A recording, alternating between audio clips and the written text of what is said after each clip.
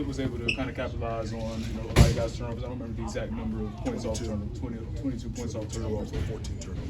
Yeah, just how, I guess, even the timeliness of the turnovers. I mean, how much do you think that kind of, changed the tide of this? I do. I think the turnovers were costly. I think the time of the turnovers were costly.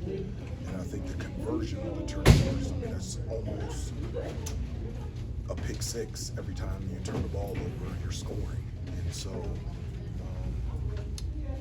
very difficult to withstand something like that. Some of the guys were saying that sometimes they'll over dribble, on offense, and it just, what do you think kind of leads to that, and just what kind of leads to, I guess, guys just kind of over dribbling and play stalling out like that? Well, one of the things that we talk about all the time is 0.5 mentality on the offensive end. As soon as you catch it, shoot it, pass it, or drive it. We never talk about holding it or over dribbling it. It's those are the things that we talk about on the offensive end. You guys were up 4 with 6.5 minutes left. They outscore you 14-2 to close the game. This has happened a lot. How can you characterize the differences or the similarities in these different closes by opponents? Yeah, I'm not sure if we can lump all of them together. I just, we had costly turnovers, but we missed 3 or 4 layups. We had shots around the rim that just didn't go in. That would have tied the game, put us up by a couple, and so,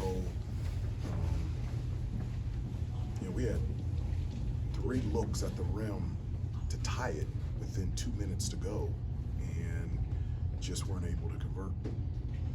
What is the level of frustration when it continues to happen? I think it's a combination of a number of things: frustration, disappointment. I think it stops there, and I think it has to stop there. Our next game is on Saturday, and we've got to find a way to get better in that area, especially in late games. And not just late games, throughout the entire game. You talk about down the stretch. I don't know how many points we had, but we had a lead in the first half. Up 10. Yeah, we're up 10 in the first half. So that's a common theme. Same thing against Stanford, same thing against Wake Forest. We have leads, and then we go into halftime and we're only up by 1 or up by 2. I can't remember how much we led in the second half. It's just 7. Yeah. So, and one of the things that we always talk about is, we can get there, but can we stay there? With that level of attention to detail and consistency. And so, I wouldn't point towards just the end of the game. I would say throughout the entire game, where we've done a good job of building a lead, and then we have those stretches throughout the entire game. You guys just hang on. If you want Elliott, he's heading out, so grab Elliott right now too, please. You guys had a really good Keep going, rhythm Coach.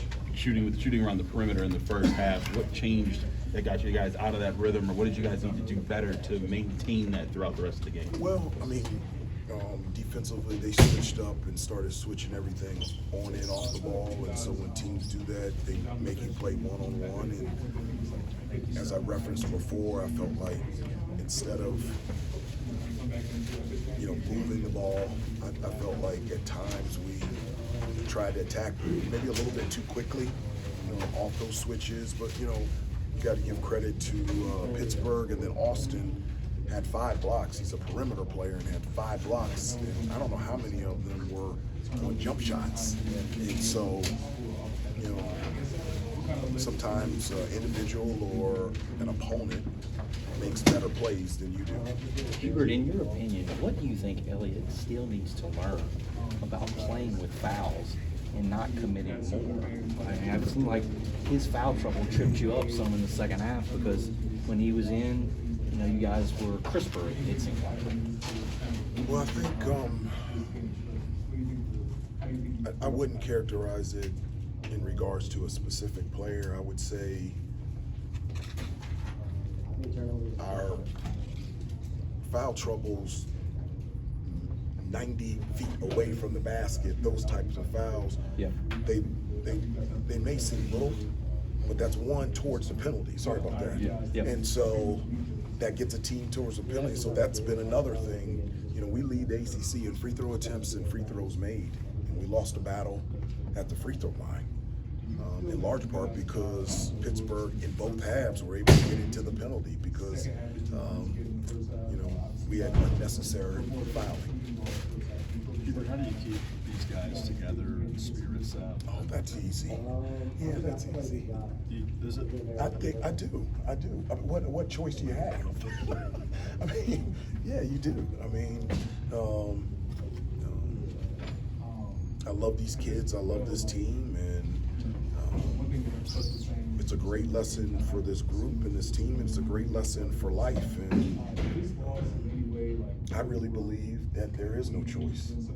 The choice is to get back up and step forward and continue to competitively fight and prepare and continue to improve. I just don't even think there is a choice. Do you look at it like we're close over and over again in these late game situations, or do you more look at it like we can't find a way to close it out outside of Boston College? Yeah, again, I wouldn't look at it in late game situations. I would characterize it for the entire game. You know, you said we're up by 10 in the first half. You know, it's those stretches, and you know, we have a thin margin for error, and those stretches throughout the entire game, you know, really hurt us. Hubert, we've all seen rivalry games change teams' focus, get them really together. To an extent, we saw that with you guys in 22. What happened at Cameron seemed to change the whole season. Do you look at Saturday as an opportunity for this team to really lock in and get moving in the right direction? Saturday is, we'll prepare, we'll practice, and we'll play with the same type of competitive enthusiasm that we played with tonight. You know, I don't believe in one game being more than, I think every game is a Super Bowl. Whether it's a preseason game, I just, anytime you get a chance to step out there on the floor, you should be ready to go. One more, most of these guys, you're gonna get them again on Thursday, and it's midnight, so. How close was Jalen Washington to playing tonight? I mean, he warmed up some. Yeah, he wasn't close, but he's